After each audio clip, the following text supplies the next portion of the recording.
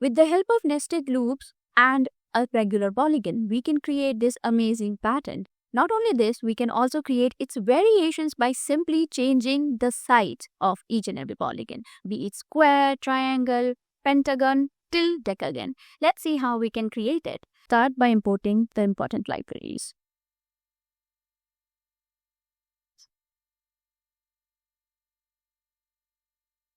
We need the color system library to add the hue form to the pattern.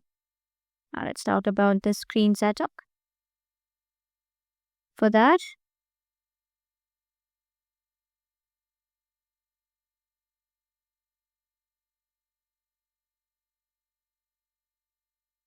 let's add the title to the screen now. So I'm going to name it as Hypnotic Polygon Geometric Art. Alright, this is done. Now let's talk about the turtle setup. We are going to right away use the tracer to make sure that it moves faster. So I'm going to keep it 20. You can increase according to your wish, and the width. If you want the pen to be a little bit thick or the sides of the polygon to be a little bit thicker, you can increase the width from 2 to 5. Now let's talk about some parameters. Now parameters are basically variables which helps you to store values, right? And these parameters can be used inside the loop, inside function, whatnot. So here I'm going to use the variable as side. Now it's up to you. Either you can take an input from the user, or you can right away change the values over here. And then length. Length is basically the size of each side of the shape. So I'm going to have 5 for this. And then we will also talk about rotation, because without rotation, no pattern is formed, right? Then let's talk about steps. Steps basically deals with how many number of times you want to repeat the code. So either you can use the variables for it, or you can right away assign the value in the loop. Now let's talk about the color mode. Which color do we want? So I'm going to use the color mode to 1 this time. And here we are going to use HSV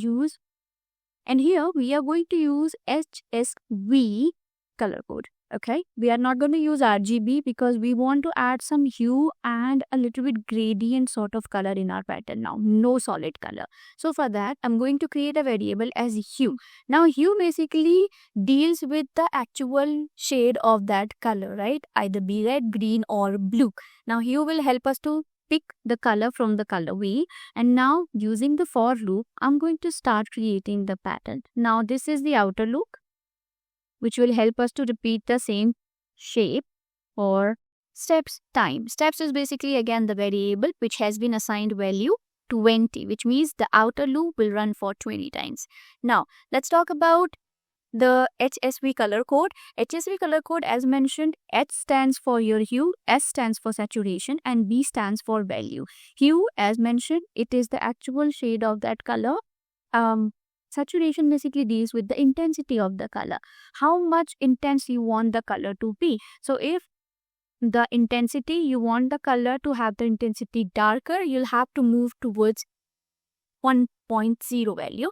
Whereas when you want a little bit lighter intensity in the color, you will have to assign its value somewhere around 0.0.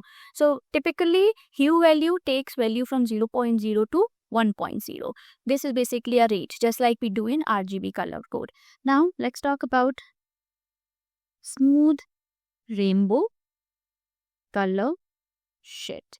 Now once this is done, we are going to create 3 variables in the same line, and then we can also use colors dot HSV.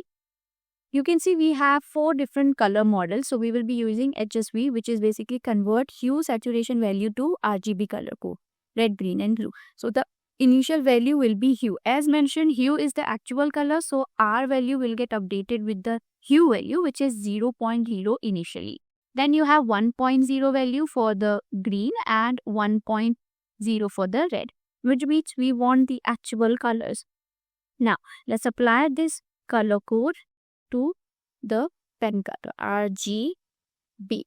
Once this is done, we are ready to draw the polygon, right? So here, let's add polygon.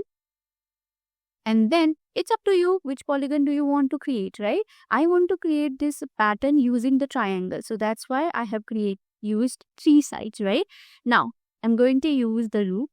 So J, great. Now, it depends on the number of sides we have, right? So here we go. And then it's time to draw the polygon. So I want to make sure that after every single time one polygon or one triangle is drawn, its size needs to increase, right? And every single time that's gonna happen, I have a variable as length. Suppose this is by default, it has been set to 5, right? By initially actually. And if I want the first triangle, the length of each side of the first triangle will be 5. Then we are also trying to increase it by I. Now, what exactly will happen over here? It is going to be length plus I, which means 5 plus, the loop runs for the first time, 5 plus 0. By default, it's going to be 5, the first loop, the first triangle. Then the second one will be length plus I, which is going to be 5 plus 1. It's going to be of 6. So, gradually, the side of the shape is going to increase, right? Every single time a new shape is drawn. Now then, as I want to draw a triangle, I'll have to divide 360 by number of sides. That's how you draw a regular polygon. And this basically means 360 divided by 3, which will give you 120 degree each. Now, once the shape is drawn, it's time to rotate, because without rotation, it won't be possible. Rotation and spiral. Now, I want to spiral it outward, so that's why I'm going to make sure that the rotation happens 10 degree for each time. Now it is up to you. I used here variables so that I can give a particular value to that. Wherever you can also use direct to values over here, not a problem. But of course, for the sides, if you want the user to change the values according to their wish, you will have to take an input from them, or you will have a variable, just like I have right now. Now, let's time to increase the hue, because I want different intensities of the color. So that's why I'm going to gradually keep on increasing the hue so that I get color from the color wheel, and that's going to be different colors, right? Once done, let's talk about this. Now I'm going to save this one and let's hit the run and see how it goes. Here, I'm going to increase it 200. Now, let's do that because it's really small and I really want it to be big, right? Now, I'm going to use pentagon for now. Then we'll use super triangle also. So you'll see I'm getting this amazing output. Cool, right?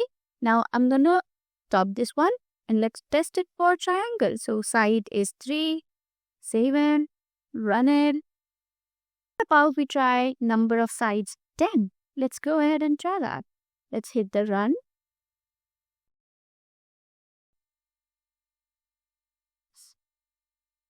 And here we go. We have this amazing shape. This is basically made using decagon. So you'll see I have a bigger shape and with a regular polygon. This is how we can create this amazing pattern. Now, a task for you. Try to take input from the user using the input function so that user can actually change the number of sides and get the pattern of their own. But make sure it is a regular polygon, right? Now, I hope you like this video. Do make sure to subscribe to the channel and do hit like, share. Thank you for watching this video. I'll see you in the next amazing pattern video.